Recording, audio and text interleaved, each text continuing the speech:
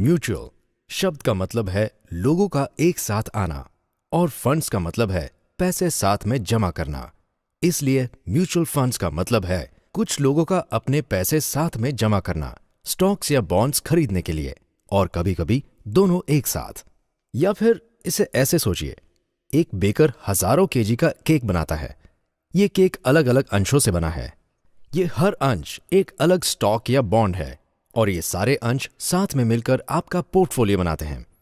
ये फंड एक professional fund manager संभालता है जो इन जमा किए हुए पैसों से एक ऐसा पोर्टफोलियो बनाता है जो स्कीम के निवेश उद्देश्य से मेल खाता हो। इस पोर्टफोलियो में निवेश कई अलग अलग सेक्टर्स या इंडस्ट्रीज में किया जाता है। इससे रिस्क पर काबू रहता है। क्योंकि सभी स्टॉक्स एक ही समय पर एक ही दिशा में और उतनी ही मात्रा में नहीं चलेंगे, तो ये संतुलन रखने में मदद करता है। म्यूचुअल फंड यूनिट्स क्या होते हैं और इनका एनएवी कैसे गिना जाता है? म्यूचुअल फंड्स निवेशकों को निवेश किए गए पैसों के मूल्य के हिसाब से यूनिट्स इशू करते हैं।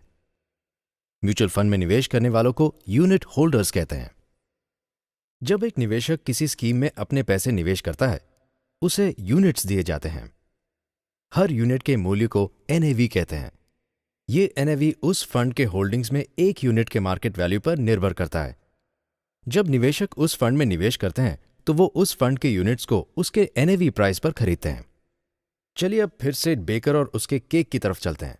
इस केक को किफायती बनाने के लिए बेकर उसे कई टुकड़ों में काटता है और हर पीस अलग से बेचता है। हर पीस का एक दाम होता है।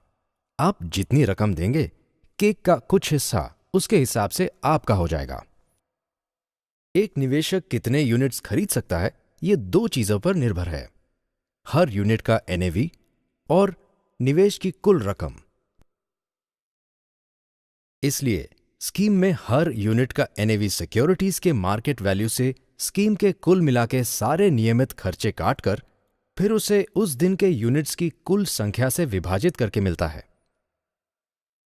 तो अगर एनएवी 15 रुपए है और निवेशक ने स्कीम में 15,000 रुपए निवेश किए हैं, तो उसे 1000 यूनिट्स दिए जाएंगे। तो नेट एसेट वैल्यू स्कीम के एक यूनिट का करंट मार्केट वैल्यू होता है।